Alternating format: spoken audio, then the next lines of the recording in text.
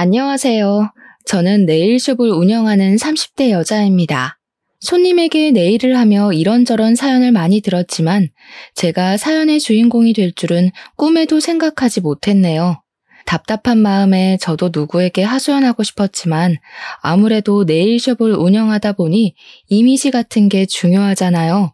네일숍 특성상 동네 여자분들이 많아 이런저런 소문이 퍼질까 제가 겪은 일을 말할 수도 없었죠. 그러니 답답한 마음은 쌓여만 갔어요. 이런저런 생각 끝에 이곳에 사연이라도 올리면 답답한 제 마음이 풀릴 것 같아 글을 올리게 되었습니다. 저는 남편과 7년 연애를 하고 3년 정도 결혼 생활을 했어요. 7년을 함께 했으니 함께한 시간은 짧은 것은 아니었죠.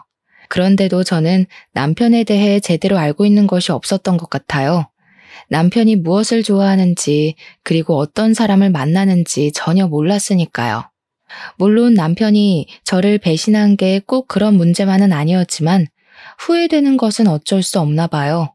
처음부터 그에 대해 잘 알았다면 그와 결혼하지 않았을 테니까요. 기가 막힌 저희 인연의 시작은 남편 형과 저의 인연부터 시작했습니다. 남편의 형은 제 대학과 선배였어요. 후배들을 잘 챙겨주기로 유명했지만 유독 저와 유머 코드가 잘 맞았기에 자주 붙어 다녔습니다. 그러던 어느 날 선배 동생이 저희 캠퍼스로 놀러 오게 되면서 남편과 처음 만나게 되었어요. 선배와 연년생으로 이제 막 군대 제대를 하고 선배 자취방에서 같이 살고 있다고 하더군요. 그는 첫 만남부터 제 얼굴을 뚫어져라 쳐다보았죠. 그러더니 제게 남자친구가 있는지 물어봤어요. 현아 씨, 남자친구 있으세요? 처음 보는 사이에 누가 그런 질문을 하나요? 그것도 첫 질문으로 말입니다. 거부감이 들었죠. 야, 그런 질문은 실례야. 선배의 만류에도 동생은 제게 질문을 이어갔죠. 좋아하는 남자 스타일이 어떻게 되세요? 저 같은 스타일은 어때요? 나쁘지는 않은데요. 첫 만남부터 그렇게 물어보니까 너무 부담스럽네요. 부담스럽게 하려고 물어본 건 아니에요. 정말 마음에 들어서 그래요.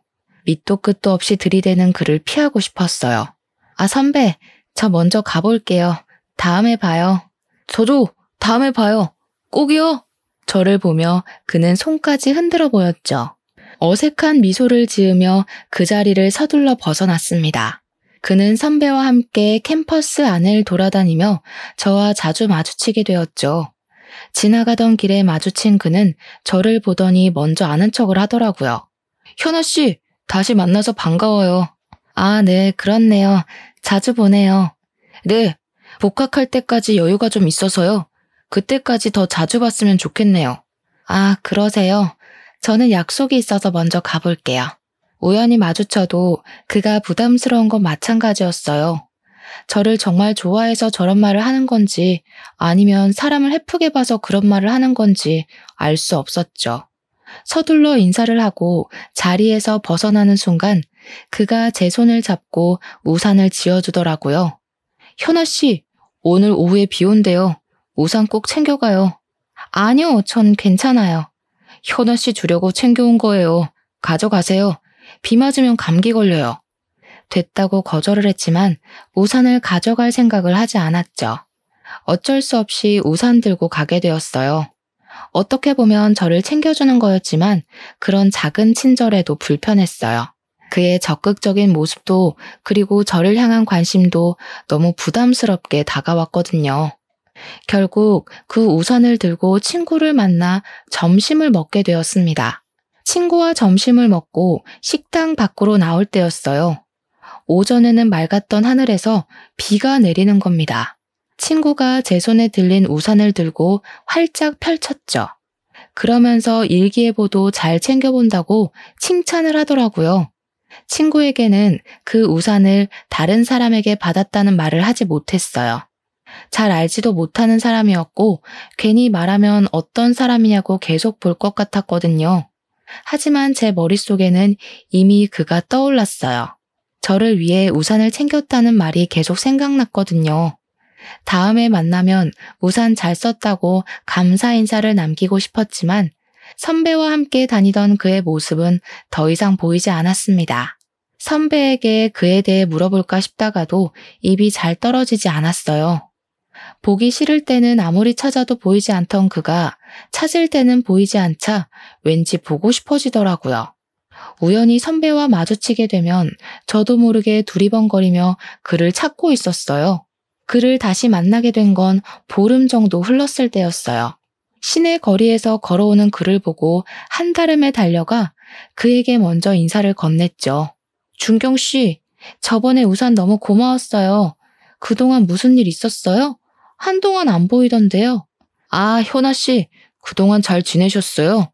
네, 복학 준비를 하고 있어서요. 우리 학교도 여기서 멀지 않아서 자주 볼 수 있겠네요. 그래요? 잘 됐네요. 우리 자주 봐요. 정말 신기했어요. 한번 무너진 경계의 벽은 순식간에 사라져버렸거든요. 처음에는 감사한 마음에 그와 이야기를 나누었던 것 같아요. 하지만 그와 이야기를 할수록 정말 저와 잘 맞더라고요. 취향도 비슷하고 생각하는 것도 비슷했죠. 자연스럽게 같이 어울려 놀았던 것 같아요. 만나서 밥도 먹고 공부도 하고 그러다 보니 어느 순간 저는 그와 선배가 없어도 따로 만나는 사이가 되어 있었습니다. 누가 먼저 사귀자고 말 꺼낸 건 아니었지만 저희는 연인 사이가 되었어요. 그와 연애를 한 지 2년 정도 되었을까요? 남자친구가 타도시 회사에 취직이 되었다고 하더라고요. 졸업 후 바로 취직되었으니 기쁜 일이었지만 멀리 떨어져서 지내야 한다니 우울해졌죠. 제 주위에도 장거리 연애를 시작한 친구들은 금방 헤어졌거든요. 처음에는 잘 지내다가 자연스럽게 멀어지면서 헤어지게 된다고 했거든요. 거기다 가까운 거리도 아니고 1시간 반 거리라니 시외버스를 타고 와야 한다는 번거로움까지 더해지자 제 불안감은 배가 되어 돌아왔습니다. 너무 먼 것 같아. 왕복 3시간이잖아. 자기야, 자주 올 테니까 너무 걱정하지 마. 떨어져 있어도 나는 자기뿐이라는 거 알잖아. 치, 말만 그렇게 해놓고 몸이 멀어지면 마음도 멀어지는 거 아니야? 절대 그럴 일 없으니까 걱정하지 마. 내가 자기를 얼마나 사랑하는데. 그는 사랑을 증명이라도 하듯이 매주 저를 만나기 위해 1시간 반 거리를 찾아왔죠. 아직 차가 없어 시외버스를 타고 오면 피곤하기도 할 텐데 그는 그런 내색을 전혀 하지 않았어요. 피곤하지 않아? 너무 먼 거리잖아. 나는 괜찮으니까 피곤하면 매주 안 와도 돼. 주중에도 자기가 보고 싶은 거 꾹꾹 참은 거야. 가까운 거리였으면 매주가 아니라 매일 올 텐데 아쉬운걸? 피곤할 텐데 저를 위해 그렇게 말해주는 그에게 너무 고마웠죠. 어쩜 이렇게 한결같이 좋아해 줄 수 있는지 저도 그를 사랑하지 않을 수가 없었죠. 장거리 연애를 하는 5년 동안 그는 그 먼 길을 부지런히 오갔습니다. 그 사이 저도 대학을 졸업하고 네일 쪽으로 일하게 되었어요. 몇 년 동안 차곡차곡 모아 놓은 돈으로 주택가 근처에 작은 네일숍을 오픈하게 되었죠. 대출을 껴서 오픈한 숍이었지만 저만의 작은 공간이 생겼다는 것만으로도 너무 행복했어요. 그때 결혼 생각도 들었습니다. 마음이 통했는지 그가 먼저 결혼을 하자고 청혼을 했죠. 현아야, 나와 결혼해 줄래? 평생 행복하게 해줄게. 정말? 당연하지. 나도 자기를 행복하게 해주고 싶어. 연애 기간 동안 한 번도 저를 실망시킨 적이 없었기에 그의 청혼을 흔쾌히 받아들였습니다. 저희는 연애를 시작한 지 7년 만에 결혼을 하게 되었죠. 결혼했더라도 저희는 1년 동안 주말 부부로 지내야 했어요. 남편이 회사에서 맡은 프로젝트가 있어 그만둘 수가 없기도 했지만 신혼집을 구할 때 대출을 받았기에 경제적으로도 남편이 계속 일을 해야 했습니다. 하지만 결혼했어도 혼자 지내는 시간이 길어지자 외로웠어요. 결혼하고도 텅 빈 집에 홀로 있으려니 정말 결혼한 게 맞는지 연애할 때와 달라진 게 없어 보였습니다. 그때는 떨어져 지내는 외로움이 너무 컸던 것 같아요. 언제 다시 함께할지 모르는 시간이 더욱 길게만 느껴지기도 했죠. 당시에 저는 제 네일숍을 정리하고 남편이 사는 지역으로 내려가고 싶었어요. 그래서 남편에게 넌지시 말을 꺼냈습니다. 자기야, 내가 자기 곁으로 갈까? 떨어져 지내다 보니까 너무 외로워. 자기 곁에 있고 싶어. 어구, 남편이 없어서 그렇게 외로워? 그런데 겨우 거기서 자리 잡았는데 여기 오면 다시 처음부터 시작해야 하잖아. 다시 생각해보는 건 어때? 우리 결혼한 지 1년이나 됐는데 연애할 때랑 하나도 달라진 게 없는 것 같아. 아이라도 있으면 결혼했다는 게 실감이라도 날 텐데 언제까지 이렇게 지내는 건 싫어. 처음부터 다시 시작하더라도 자기랑 같이 있고 싶어. 그렇지만 우리 아직 아파트 대출도 남았는데 자기가 내려오는 건 아닌 것 같아. 이번 프로젝트 끝나면 내가 이직하는 게 어떨까? 외로워도 조금만 참아. 반년 뒤 남편은 회사를 정리하고 제 곁으로 오게 되었죠. 남편은 직장을 이직해야 했지만 저와 함께 한다는 것만으로도 정말 좋아했어요. 남편과 함께 있으니 자연스럽게 아이를 원하게 되었죠. 그 전에는 남편과 떨어져 지내서 아이가 안 생긴다고 생각했지만 같이 지내도 아이는 쉽게 생기지 않았어요. 시부모님도 남편과 같이 지내고 난 후부터 은근히 아이를 기다리시기 시작하셨어요. 너희 아이가 아직이냐? 이제 같이 사니까 서둘러 가져라. 그래야 부부 사이도 더 돈독해지는 거야. 네, 어머니. 저희도 아이를 가지려고 하는데 빨리 안 찾아오네요.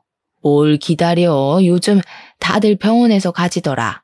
너희도 괜히 기다린다고 마음고생하지 말고 병원 가서 만들어. 병원에 가서 아이를 가지라는 말에 처음에는 거부감이 들었어요. 아이를 낳고 싶은 건 맞지만 굳이 그렇게까지 해서 아이를 가져야 하나? 하는 생각이 들었거든요. 그런데 남편이 아이들만 보면 발길을 멈추고 한참을 쳐다보더라고요. 자기야, 아이 너무 귀엽지 않아?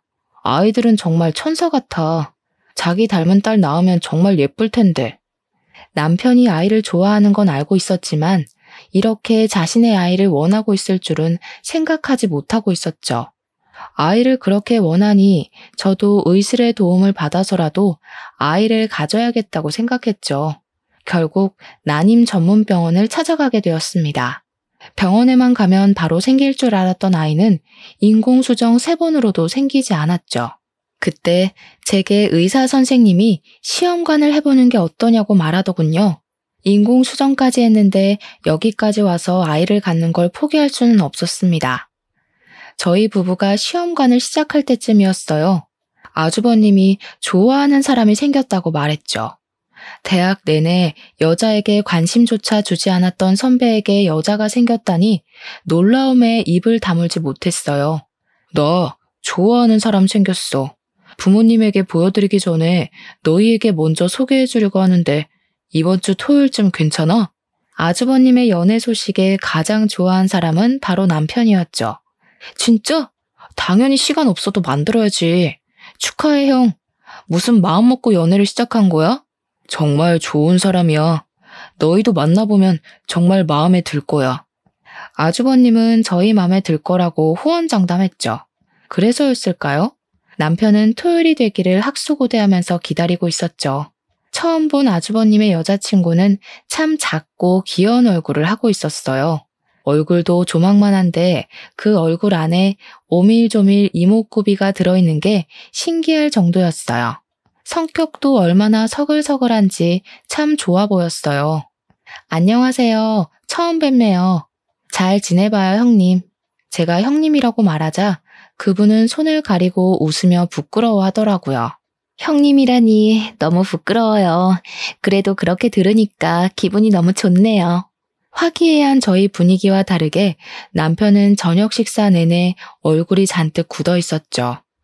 형님이 화장실에 간 사이에 남편은 아주버님에게 헤어지라고 다그치더라고요. 형, 저 여자랑 헤어져. 느낌이 너무 안 좋은 것 같아. 왠지 싸한 게. 헤어지는 게 좋을 것 같아. 너 무슨 말을 그렇게 해. 느낌이 안 좋다니. 그런 사람 아니야. 오늘 처음 만났잖아. 얼마나 좋은 사람인데. 조금 더 겪어보고 헤어지라고 말해. 한 번이라도 잘 지내보려고 노력이라도 해봐. 형이 너무 순진해서 그래. 나중에 후회하지 말고 헤어져. 내 말 듣고 손해볼 거 없다니까. 직설적이고 적극적인 남편과 다르게 아주버님은 정말 차분한 호수 같은 사람이었어요. 아주버님의 다그침에도 남편은 굽힐 줄 몰랐죠. 아주버님도 이번에는 화가 났는지 조금 높아진 음성으로 되받아쳤습니다. 나는 헤어질 생각 없으니까 너도 다시는 헤어지라는 말 꺼내지 마. 남편은 살짝 일그러진 아주버니 얼굴에 입을 다물었어요. 남편은 가끔 제게 형은 참을성이 좋지만 한번 터져버리면 정말 끝장을 볼 생각을 해야 한다고 말하고는 했어요. 그래서 남편은 더 이상 말하지 않았죠. 아주버님의 연애 소식은 시댁의 이슈거리가 되었습니다. 예비 형님이 시부모님께 인사를 하자 무뚝뚝했던 저희 아버님까지 살살 녹이더라고요. 살짝 애교 섞인 목소리를 내면서 아버님께 애교를 부리곤 했죠. 아버님, 정말 잘생긴 것 같아요. 우리 준석 씨가 누구를 닮았나 했더니 아버님을 닮았네요. 물론 어머님도 미인이시지만 아버님 유전자를 조금 더 가진 것 같아요. 형님의 칭찬에 아버님의 입꼬리가 승천하기 시작했죠. 아직 아주버님과 결혼 전이었지만 이미 시댁 식구에게는 큰 며느리로 통하고 있었습니다. 아버님 말끝에 언제나 우리 큰며느리라는 말을 입에 달고 살 정도였죠. 우리 큰며느리 노랗고 동글동글한 과일 좋아한다고 했었나? 아, 망고요? 네, 맞아요. 맞다, 망고. 그래서 내가 사왔지. 작은 애야, 이것 좀 잘라와라. 우리 큰며느리 먹여야겠다. 제가 망고를 썰어오자 아버님이 손수 포크에 찍어 형님 입속으로 넣어주기까지 하는 겁니다. 항상 무뚝뚝했던 아버님의 저런 모습을 볼 줄이야 너무 놀라웠어요. 놀란 건 저뿐만이 아닌 것 같았습니다. 제 옆에 앉아 계신 어머님이 중얼거리기 시작하셨죠. 연병할 노인네, 나한테 저렇게 했어봐. 이미 입안에서 사탕처럼 굴어줬지. 아주 그냥 둘이서 죽이 착착 맞아서 쇼핑하러 다니고 난리가 났다. 아버님과 죽이 잘 맞았던 형님은 어머님을 제외하고 둘이서 쇼핑하러 다닐 정도로 친하게 지내고 있었죠. 그 친화력이 저는 부러울 정도였습니다. 형님은 사람에게 벽이 없는 건지 신기하기도 했죠. 남편도 그 모습에 불만이 많아 보였습니다. 자기는 형수랑 친하게 지내지 마. 알았지? 아무래도 보통 내기가 아닌 것 같아. 왜 그렇게 남편은 형님을 싫어하는 건지 도통 이해가 되지 않았어요. 시댁 식구들과 잘 지내고 허물없이 지내면 좋은 거 아닌가요? 첫 만남 자리에서부터 형님을 경계하고 멀리하는 남편이 이상해 보일 정도였죠. 저희가 아주버님께 형님을 소개받은 지 3개월 정도가 지났을까요? 어느 순간 남편이 형님과 정말 죽이 잘 맞을 정도로 잘 지내기 시작했어요. 아, 형수, 고향이 광주예요? 저 거기서 오랫동안 살았어요. 전에 다니던 회사가 거기였거든요. 아, 정말요? 우와, 이런 우연이 다 있네요. 꼭 동양 사람 만난 것 같아서 너무 좋네요. 둘은 같이 공유할 것을 찾았는지 한참을 이야기하더라고요. 남편의 달라진 모습을 보고 가장 좋아했던 사람은 바로 아주머님이셨어요. 거봐, 나쁜 사람 아니라고 했잖아. 정말 좋은 사람이야. 미안, 형이 너무 숫기 없는 사람이다 보니까 괜히 걱정돼서 그랬어. 형님과 남편은 한번 말을 트기 시작하자 정말 빠르게 서로 친해지기 시작했어요. 형님은 이곳에 아직 친구가 없다면서 저와 친해지고 싶다고 했죠. 그러면서 자연스럽게 저희 집으로 왕래를 하게 된 것 같아요. 가끔은 형님이 아주버님보다 저희와 같이 있는 걸 좋아한다고 생각할 정도로 집으로 자주 찾아왔어요. 그런데 저보다 남편과 더 장단이 더 맞아 보였습니다. 둘이서 이야기하는데 제가 낄 틈이 없어 보였죠. 그래도 남편이 전처럼 형님을 경계하는 것보다 이게 더 낫다 싶었어요. 이제 곧 한 가족이 될 사이라고 생각했으니까요. 하지만 저를 당황스럽게 하는 건 따로 있었죠. 그걸 뭐라고 표현해야 될까요? 패션에 대한 조언이라고 해야 하는 걸까요? 함께 식사하는 자리에 남편이 제가 골라준 하늘색 남방 셔츠를 입고 나간 적이 있었어요. 파스텔 톤이 아닌 청색에 가까운 셔츠였죠. 형님은 남편이 입은 셔츠를 보더니 옷이 안 어울린다고 하더라고요. 서방님, 그 색 잘 안 받는다. 좀 더 파스텔 톤이 어울리는데. 서방님 피부톤이 조금 어두운 편이잖아요. 더 밝은 색 입어요. 저희 남편 피부 그렇게 어두운 편 아닌데요. 여름이라서 조금 타서 그래요. 서방님은 원래 살짝 어둡지. 형님 말에 당황스러웠어요. 제 남편 피부톤을 제가 더 잘 알지 않겠어요? 물론 남편이 백옥 같은 피부는 아니었지만 그렇다고 옷을 골라 입을 정도의 피부톤을 가지고 있는 건 아니었거든요. 그런 일은 그것뿐만이 아니었어요. 제가 남편에게 골라준 향수가 남편 이미지와 다르다면서 새로운 향수를 사준다든지 제가 사준 가방이 들고 다니기 불편해 보인다며 다른 가방을 선물해 주었죠. 이런 걸 어떻게 받아들여야 할지 너무 난감했어요. 제가 보기엔 도가 지나친 오지랖처럼 보였거든요. 형님 너무하는 거 아니야? 내가 그렇게 센스가 없어? 왜 당신한테 사주는 것마다 꼬치꼬치 지적하지? 남편은 핸드폰을 보면서 시큰둥하게 대답했어요. 왜? 신경 써주면 좋은 거 아니야? 관심 있으니까 그런 말도 해주는 거지. 남편 말에 정말 별일도 아닌 일에 신경 쓰고 있는 건지 머리가 아팠어요. 손가락으로 관자놀이를 꾹꾹 눌렀죠. 너무 스트레스 받지 마. 안 그래도 시험관 때문에 신경이 너무 예민해진 거 아니야? 별일도 아니잖아. 당시에 남편 말대로 지속적인 시험관 실패로 정말 예민해졌나 싶기도 했어요. 계속 임신에 실패해서 마음이 우울하기도 했거든요. 원인이라도 확실하게 있는 난임이면 모를까 둘 다 정상이라는데 아이는 계속 생기지 않았으니까요. 그러다 며칠 후 어머님 생신으로 시댁에 방문하게 되었을 때 일이었어요. 점심때 시댁 식구들이 모이기로 하면서 저는 이른 아침부터 시댁으로 가서 음식 준비를 해야 했죠. 밖에서 먹으면 편하겠지만 아버님의 까다로운 식성 때문에 집에 와서 외식은 거의 꿈도 못 꿀 일이었거든요. 그렇다고 시어머니 생신에 어머님이 밥상을 차리라고 할 수는 없잖아요.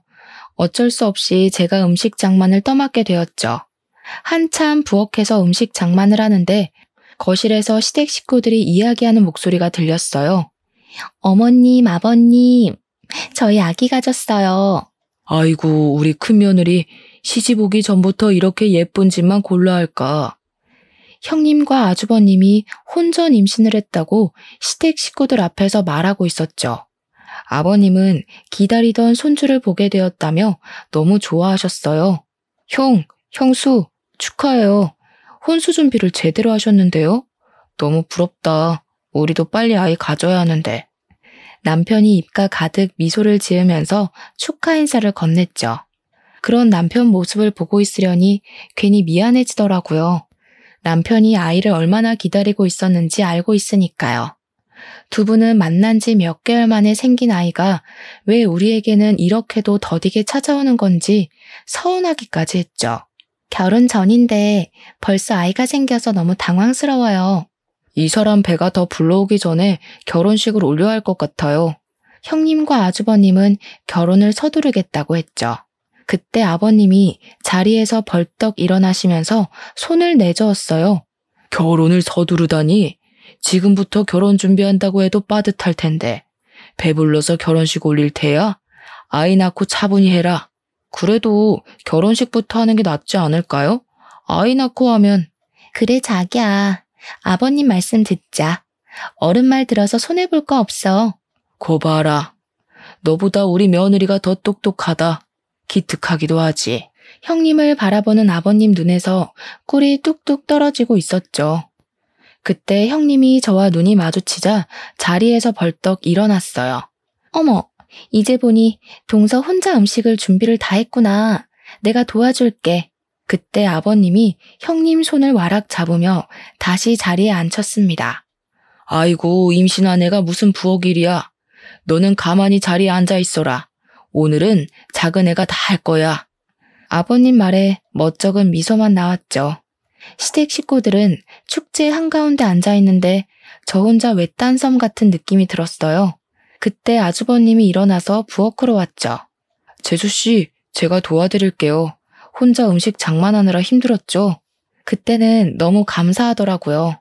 서운하고 울적했던 마음이 한꺼풀 가셨어요. 지금 생각해보니 시댁에서 항상 저를 도와주었던 사람은 제 남편이 아니라 아주버님이셨어요.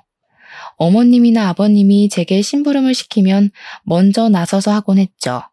가끔은 무신경한 남편보다 아주버님이 제 시댁 생활의 버팀목 같았어요.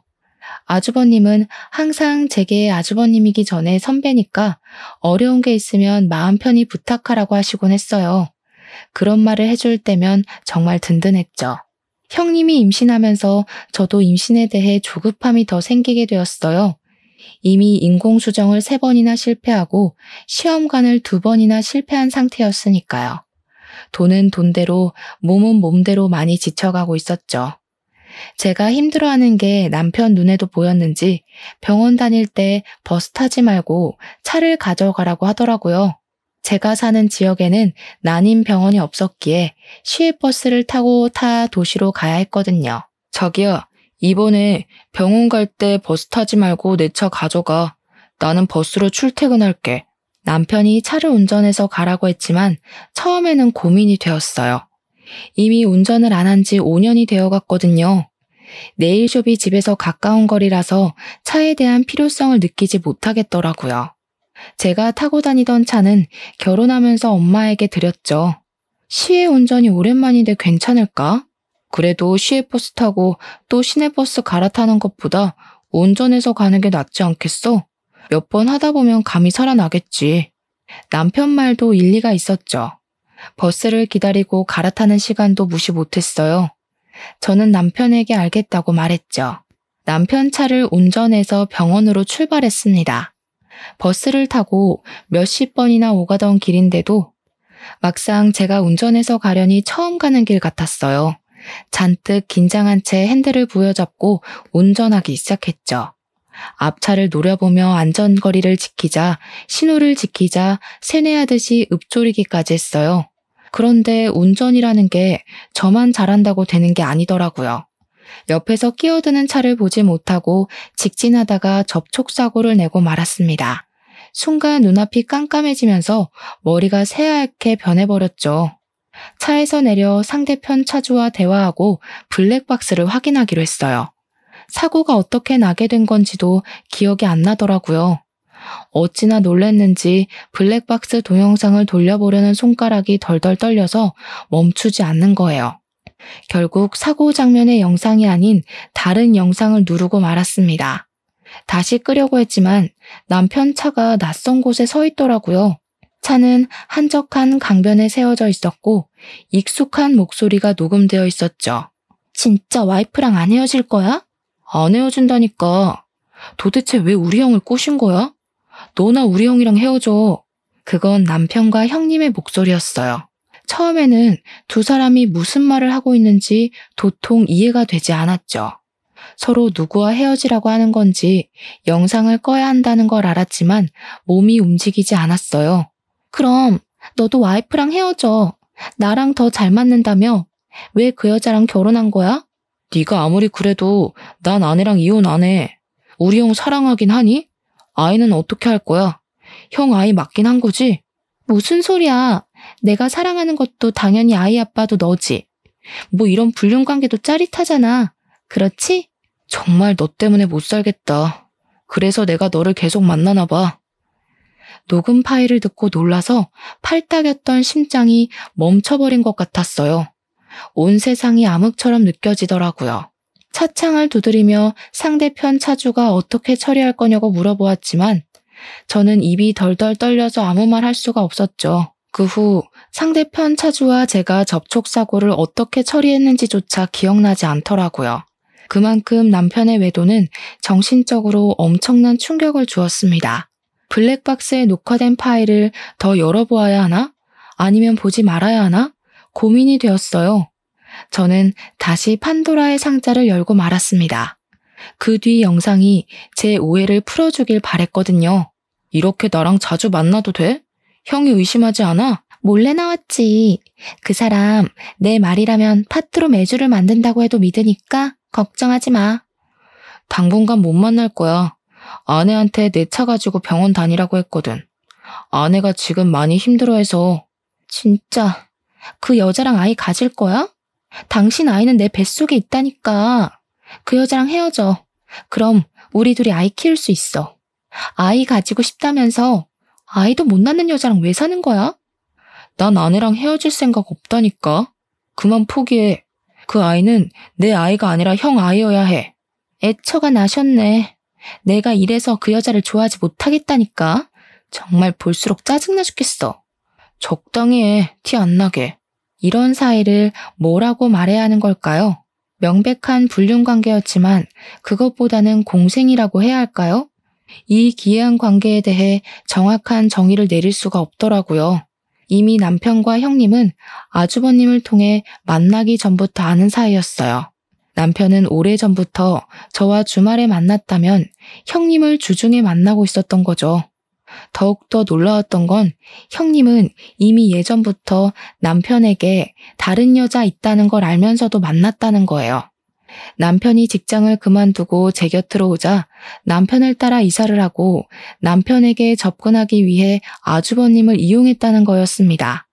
이런 걸 사랑이라 말해야 하는 건가요? 집착이라고 해야 하는 걸까요? 그리고 남편은 결국 형의 여자라는 것을 알면서 다시 형님과 만난 거죠. 문득 정신을 차리고 보니 아주버님 회사 앞이더라고요. 저도 모르게 지금 이 순간 가장 먼저 떠오른 사람이 아주버님이었어요. 같은 피해자로서 그리고 가장 효과적으로 두 사람에게 복수할 수 있는 사람이니까요. 아주버님, 저 지금 회사 앞인데 저랑 잠시 차 한잔 마실 시간 있을까요? 제 말에 아주버님은 회사 앞 카페로 한달음에 달려왔죠. 얼굴이 안 좋아 보여요. 무슨 일인데 둘이 해결해야 한다는 거예요? 아주버님 질문에 아무 대답하지 않고 핸드폰으로 옮긴 블랙박스 파일을 보여주었습니다. 처음에는 살짝 미소가 섞여있던 얼굴은 순식간에 딱딱하게 굳어가고 있었죠. 아무 말 없이 이런 내용을 보여드려서 너무 죄송해요. 하지만 저도 이 상황을 어떻게 설명해야 할지 모르겠더라고요. 제 핸드폰을 들고 있는 아주버님의 손이 달달 떨리고 있었습니다. 아주버님은 제게 핸드폰을 건네준 뒤 남편에게 전화를 걸었죠. 야, 너 어디야? 거기서 기다려. 금방 갈 테니까. 그리고 의자를 박차고 밖으로 뛰어나가시더라고요. 저는 놀라서 아주버님을 뒤쫓아 나갔습니다. 10년 넘게 아주버님을 봐왔지만 화를 내는 모습은 처음 보는 모습이었죠. 아주버님을 쫓아간 곳은 저희가 있는 곳에서 멀지 않은 공원이었습니다. 그곳에는 남편과 형님이 같이 있었죠. 아주버님은 남편을 향해 달려가더니 다짜고짜 주먹을 날렸습니다. 놀란 형님이 두 사람 사이를 막아섰어요. 도대체 왜 싸우는 거예요? 이러지 마세요. 그래, 맞을 땐 맞더라도 이유는 알고 맞자.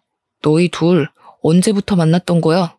형님과 남편은 아주버님 말에 두 눈을 동그랗게 뜨며 그게 무슨 말이냐고 되물었죠. 그게 무슨 말이에요? 혹시 지금 같이 있어서 오해했나 본데요. 다음 달 당신 생일 선물 골라주라고 부탁했어요. 도대체 왜 그래? 형, 오해가 있으면 말로 풀어. 괜히 주먹부터 들이대지 말고. 아주버님은 두 사람과 말이 통하지 않는다는 것을 깨달았는지 제 핸드폰을 들고 블랙박스 녹음 파일을 틀었습니다. 녹음된 둘의 목소리를 듣고 남편의 얼굴이 새파래졌죠. 형, 자기야, 아니야, 오해라고.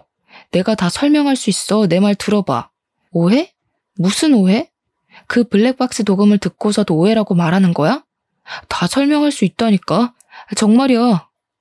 너는 이 상황까지 됐는데도 와이프 안에 변명할 셈이야? 그냥 사실대로 말해. 우리 만나고 있다고 당당하게 말하라고. 조용히 해. 나는 아내랑 헤어질 생각 없다고 했잖아. 이게 다 너 때문이야. 네가 찾아오지만 않았어도 형도 나도 잘 살았을 거라고. 지금 이 모든 게 내 탓이라는 말이야? 네가 찾아왔을 때 좋아하던 사람은 바로 너 아니었어? 네 형을 만나고 있어도 나를 만난 건 너야. 형님은 순식간에 남편을 밀어버렸어요. 남편은 중심을 잡지 못하고 비틀거리더니 화단에 걸려 넘어지고 말았죠. 넘어질 때 화단에 심어진 나무에 얼굴이 긁혔는지 피가 나더라고요. 남편은 손으로 볼을 쓸었어요. 이게 정신 나갔나? 어디서 사람을 밀어? 손에 묻은 피를 보고 화가 났는지 형님에게 달려들어 밀어버렸어요. 형님은 뒷걸음질 치다가 뒤로 넘어지면서 시멘트 타일에 엉덩이를 크게 찝고 말았습니다. 못 일어나겠어. 못 일어나겠다고. 아파. 엉덩이가 아프다고. 제가 잡고 일으켰지만 아프다며 손을 뻗어 저를 밀어버리더라고요. 저까지 바닥에 엎어져 버렸죠. 그때 형님 다리 사이로 붉은 핏자국이 보이기 시작했어요. 아주버님이 서둘러 119에 신고했죠. 병원으로 이송된 뒤 의사는 형님에게 골반 골절 진단과 함께 양수가 터졌다고 말했어요. 골반이 골절되셨어요.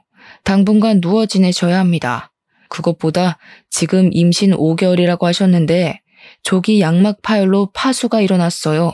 초음파 결과 남은 양수가 거의 없어요. 그럼 어떻게 되는 거예요? 지금 아이 심장은 뛰고 있는데 양수가 없어서 생존하기 힘들어요. 출산하신다고 해도 아이가 너무 어려서 생존 확률이 거의 없어요. 유도 분만을 하실 건지 제왕절개를 하실 건지 정하셔야 합니다. 그럼 아이를 죽여야 한다는 거예요? 이런 말 드리게 돼서 죄송합니다. 인큐베이터에 들어가기에도 너무 어린 아이라서요. 아이 심장은 아직 뛰고 있었지만 양수가 적어 아이가 살 수 없다고 하더군요. 안타까운 상황에 형님은 한없이 눈물만 흘렸습니다. 이런 결과를 원한 게 아니었는데 아이가 잘못되니 죄책감이 밀려 들어오더라고요. 그런 상황에서도 남편은 변명하기 바빴죠. 자기야, 정말 오해야. 나 형수랑 아무 관계도 아니야. 아니, 전에 몇 번 만난 건 맞는데 클럽에서 만났거든? 정말 오해하지 마. 사랑 그런 거 아니었어. 자기랑 멀리 있다 보니까 외로워서 몇 번 만났는데 거머리처럼 달라붙더라고. 심지어 나를 따라서 여기까지 쫓아왔잖아. 아이가 죽었는데 자기 변명을 하기 바쁜 남편 모습에 정남이가 뚝 떨어지더라고요. 지금 당신 아이가 죽었는데 그런 말이 나와? 누가 내 아이라는 거야? 아니라니까. 형 아이를 자꾸 내 아이라고 우기는 거야. 전에 내가 만났던 여자라고 형한테 말할 수도 없고. 내가 어떻게 하겠어. 더는 남편과 말도 섞기 싫어졌죠. 이미 상황이 이렇게 됐으니까 우리 이혼하자. 나는 이제 당신에 대한 신뢰도 믿음도 잃어버렸어. 난 당신하고 이혼할 생각 전혀 없어. 남자들 바람 피우는 거 한순간이야. 결국 조강지처한테 돌아온다는 말도 못 들어봤어. 결국 바람 피운 거 인정하는 거지? 당신이 이혼 못하겠다면 소송할 거야. 나는 더 이상 당신이랑 더러워서 못 살겠어. 바람 피운 것도 모자라서 이 핑계 저 핑계만 대는 모습이 정말 정남이 떨어진다. 남편도 화가 났는지 저를 향해 소리를 버럭 지르더군요. 뭐? 더러워? 정남이 떨어져? 이혼 소송? 그래, 하려면 해봐. 누가 이기나 보자고. 저희 부부는 재산 분할에 합의를 보지 못하고 결국은 이혼 소송까지 가게 되었습니다. 저는 남편 불륜으로 이혼하게 되었으니 위자료와 정신적 피해 보상을 요구했고 남편은 제가 이혼하기 위해 본인에게 불리한 증언을 내세운다고 우기고 있었죠. 법원에서 다시 만난 남편은 정말 당당해 보였어요. 워낙 남편의 귀책 사연은 뚜렷했고 증거도 있었으니 제가 승소할 거라고 믿어 의심하지 않았지만 남편 생각은 달라 보였습니다. 그 블랙박스 영상 증거로 사용 못해. 뉴스도 안 봤어? 불법 녹음은 증거 능력이 되지 못한다고. 결국 내가 바람 피웠다는 증거가 되지 못한다는 거지. 그래? 두고 보자. 당신이 나를 속이고 형님을 사람을 만나온 게 1, 2년이 아닌데 증거가 그것밖에 없겠어? 찾아보면 더 나오겠지. 그래, 할 수 있으면 해봐. 법이 그렇게 호락호락한 것 같아? 왜 그렇게 당당할까 했더니 블랙박스 파일이 증거로 채택되지 않을 거라고 확신하고 있었죠. 하지만 치열한 공방 속에 법원은 제 손을 들어주었습니다. 통신비밀보호법에 블랙박스 녹음은 해당하지 않는다는 이유였어요.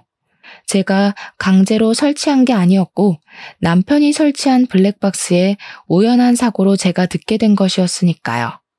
저는 남편에게 위자료와 정신적 피해 보상을 받고 이혼하게 되었습니다. 법원을 나오면서 남편은 패소한 게 분한지 소리를 지르더군요. 아, 말도 안 돼. 이런 개 같은 경우가 어디 있어. 내 차 블랙박스를 강제로 받는데. 어디 있긴 여기 있지. 아직 대한민국에 정의가 있다는 거 아니겠어? 당신이 나를 속이고 형을 속이고 우리 둘을 농락한 벌에 비하면 너무 가볍지 않아? 나는 지금도 당신을 용서할 수가 없어. 당신 생각하면 아직도 치가 떨린다고. 지금도 반성조차 하지도 않잖아. 그래서 당신하고 이혼한 거야. 불륜이 아니라 뭘 잘못했는지 모르는 것 같아서 말이야. 저는 법원에서 두 눈을 크게 뜨고 저를 바라보는 남편을 두고 정류장으로 향했습니다. 아마 남편은 시간이 더 흐른다고 해도 자신이 어떤 잘못했는지 모르겠죠. 처음에는 당당하고 자신감 넘치는 그 모습이 사랑스러웠지만 이제 그 당당한 모습에 실망스러웠어요. 제가 사랑한 사람이 저렇게 못났던 사람이었을까 싶었죠. 그때 익숙한 차 한 대가 제 앞에 멈췄습니다. 아주버님 차였죠. 재수씨, 타세요. 데려다 드릴게요. 아무 말 없이 아주버님 차에 올라탔죠. 어쩌면 저보다 더 치명적인 상처를 입은 사람은 아주버님이셨으니까요. 저야 남편이랑 이혼하면 끝이지만 아주버님은 자신을 속이고 농락한 사람이 핏줄로 이어진 혈연이잖아요. 조용한 차 안에서 먼저 말을 꺼낸 사람은 아주버님이셨습니다. 동생 대신 제가 사과할게요. 사실 우리 관계가 이렇게 끝나는 것이 너무 아쉬워요. 그냥 좋은 선배와 후배로 남았으면 어땠을까 생각해요. 그럼 계속 얼굴 보고 살 수 있지 않을까요? 좋은 인연이 아니었으니 이렇게 된 거겠죠. 이게 왜 아주버님 탓이에요? 아주버님도 결국 피해자잖아요. 사실 내가 먼저 너를 좋아했어. 동생보다 먼저 말이야. 동생에게 네 이야기를 한 적이 있거든. 그런데 그 녀석이 궁금하다고 네 얼굴을 보고 온 뒤 사귀고 싶다고 조르기 시작하더라고. 난 당시에 너를 좋아한다고 말하지 못했어. 아주버님의 뜬금없는 고백에 놀랐습니다. 아무 말 하지 않고 두 눈을 동그랗게 뜨고 있자 멋쩍은 미소를 짓더라고요. 지금 와서 너랑 뭘 하겠다는 건 아니고 그때 내가 조금 더 솔직했더라면 네가 이런 일을 겪지 않을까 하고 말이야. 한 번도 아니고 두 번이나 내가 좋아하는 사람을 가로채 가니까 당시에는 화가 너무 났었어. 그런 모습 보여줘서 미안해. 그런 일을 겪고 화를 안 내는 게 비정상이죠. 약혼녀가 동생이랑 만나고 있는데 어떤 사람이 제정신이겠어요?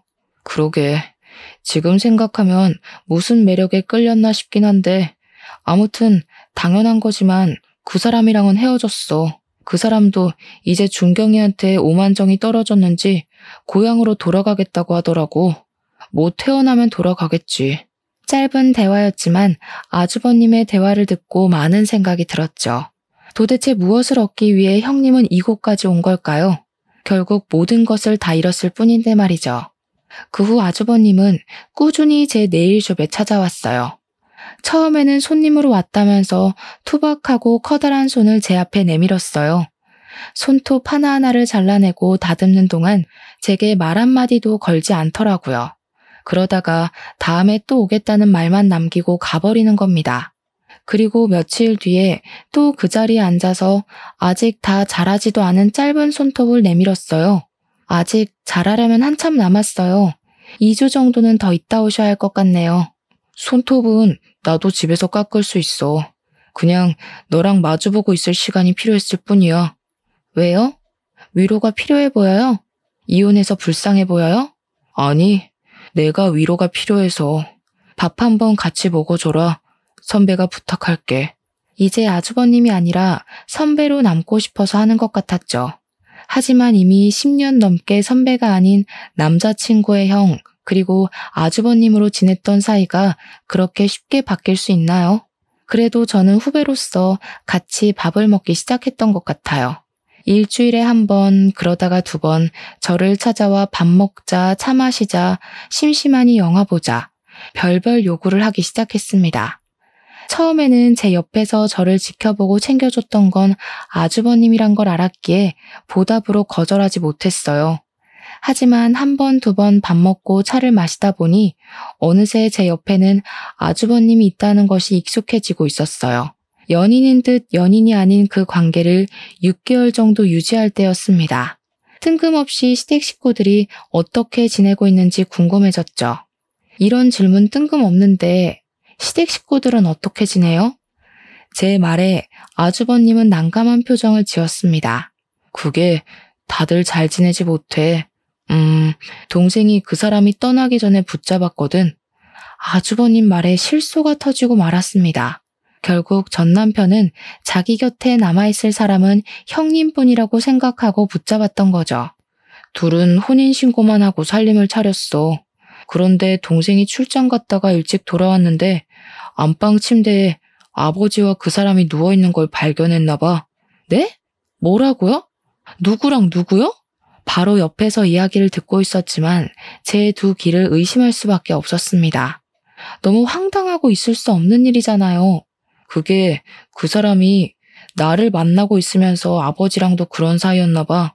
우리 집 남자들을 다 만나고 있었던 거지. 어머니도 이 사실을 알고 놀라셔서 쓰러지실 정도였어. 동생은 결국 그 여자 상대로 이혼 소송 중이고 어머니도 아버지 상대로 이혼 소송 중이셔. 거기다가 어머니는 그 여자 상대로 정신적 피해 보상을 신청하셨어. 지금은 내 집에서 지내시고 계셔. 시댁은 말 그대로 콩가루 집안이 되어버렸죠. 아주버님도 제가 이혼할 때 시댁과 인연을 끊다시피 했고 어머님하고만 가끔 연락하고 있었다네요. 그러다가 최근에 모든 사실을 알게 되었대요. 그 말을 듣고 지난 10년이 너무 허무해지더라고요. 사랑해서 한 결혼이었지만 내가 사랑했던 사람은 나를 사랑했던 적은 있을까 하는 생각이 들었거든요.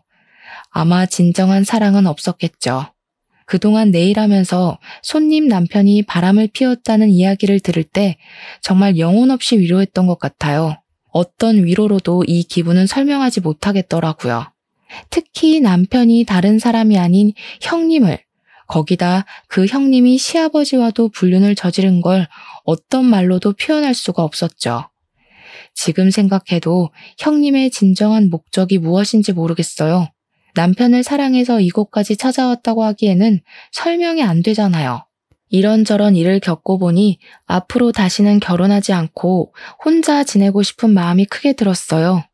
저를 진정으로 사랑해줄 수 있는 사람은 역시 저밖에 없다는 생각이 들거든요. 그래서 혹시나 저를 기다릴까봐 아주버님에게도 이런 제 마음을 전하게 되었죠. 이제 결혼 같은 거 하고 싶지 않아요. 너무 힘들고 지치는 일인 것 같아요. 나 자신을 갉아먹는 것 같고 결혼 생활보다 지금이 훨씬 더 좋은 것 같아요. 나는 지금으로 만족해. 그냥 서로 얼굴 보고 밥 먹고 차 마시고. 이런 생활 그전에는 꿈도 못 꿨잖아. 나도 지금이 전보다 더 행복해. 아주버님의 그 한마디가 참 많은 생각이 들게 하더라고요. 어쩌면 처음부터 아주버님이 먼저 고백했더라면 정말 그런 일은 겪지 않았겠다는 생각을 하게 되었어요. 하지만 이미 지나가버린 시간을 되돌릴 수 없는 일이니 후회해도 어쩌겠어요. 지금 사는 삶에 최선을 다할 수밖에 없죠. 제 사연은 여기가 끝입니다. 그래도 이곳에 사연을 쓰고 나니 답답했던 마음이 후련하고 개운하네요. 여러분도 속에 있는 말을 털어놓을 사람이 없다면 일기장이라도 적어 답답한 마음을 풀었으면 좋겠습니다.